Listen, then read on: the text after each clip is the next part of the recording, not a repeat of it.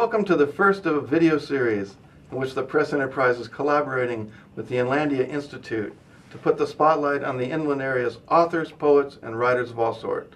If you want to know what's going on in the literary life of this community, this program will be the one for you to watch.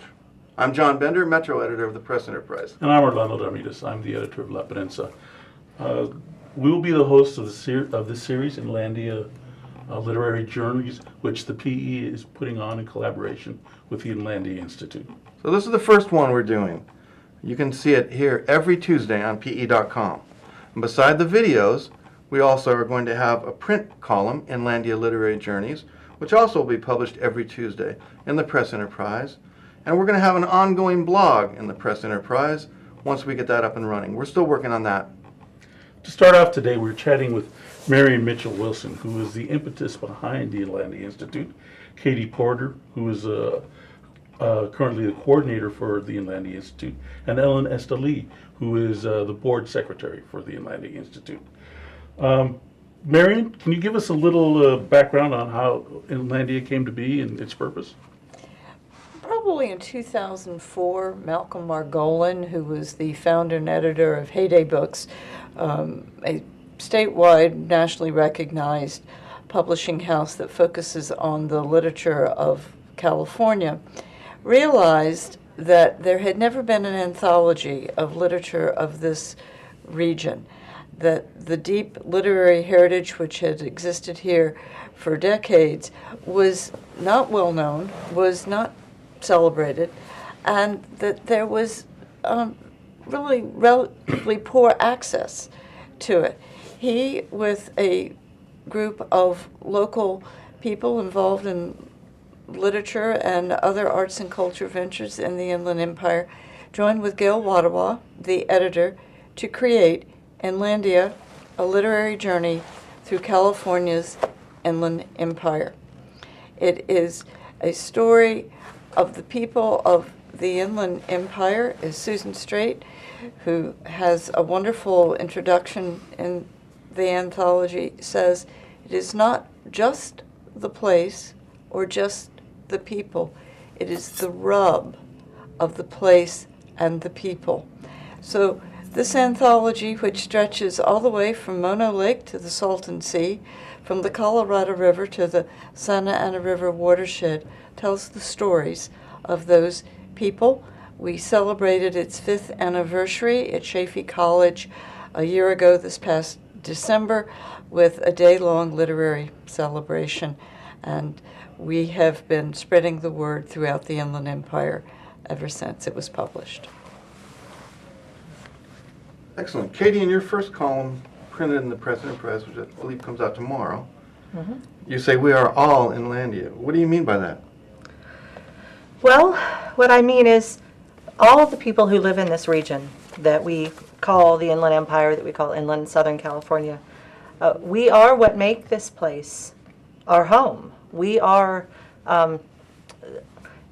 it's not just geography, it's about the people who live here, and it's about the stories that we tell each other every day.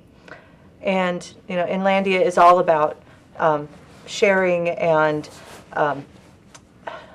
trying to build a community of readers and thinkers and writers, and that starts with those around us, and every day we tell each other stories, and that is really what I mean. We are all contributing to the same story. And Ellen, I wanted to ask you, I noticed that Inlandia is everywhere. You had events at the San Bernardino County Library, in Riverside and Banning. The County Museum. What's the scope of the event? Oh, well, we have workshops for writers in Ontario and Banning, Riverside, Palm Springs, Palm Desert.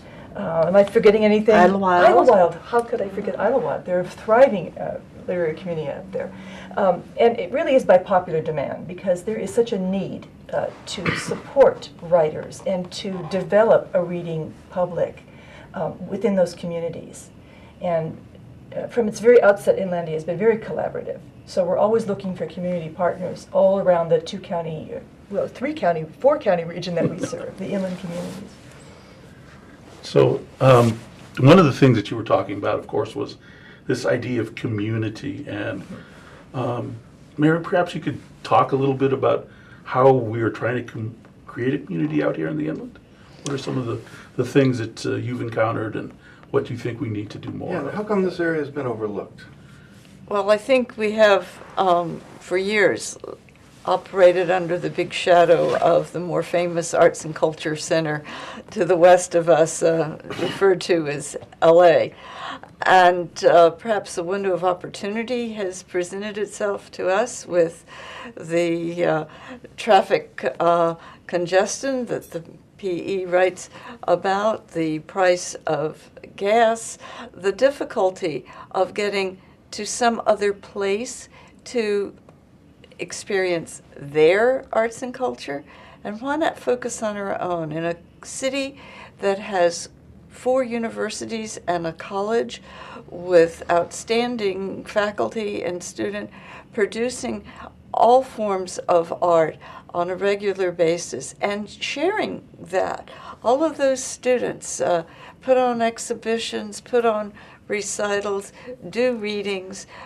We need to take advantage of the very accessible art scene that is available to us in the Inland Empire.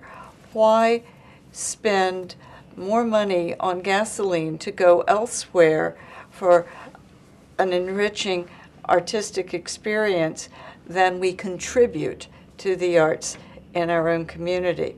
So that's part of the underlying purpose of the Inlandia Institute, to celebrate the region in word, image, and sound that's so readily available here and being produced by outstanding artists. So Katie, do we have that depth of talent that warrants such attention? Absolutely. From children who are just starting out their journey as a reader and writer and thinker, all the way up to acclaimed novelists, and like Susan Straight, who was our first Inlandia Literary Laureate. And we have Gail Brandeis, our second Literary Laureate, who's won the Bellwether Prize for Literature of Social Change from Barbara Kingsolver. And we also have the California Poet Laureate here, Juan Felipe Herrera.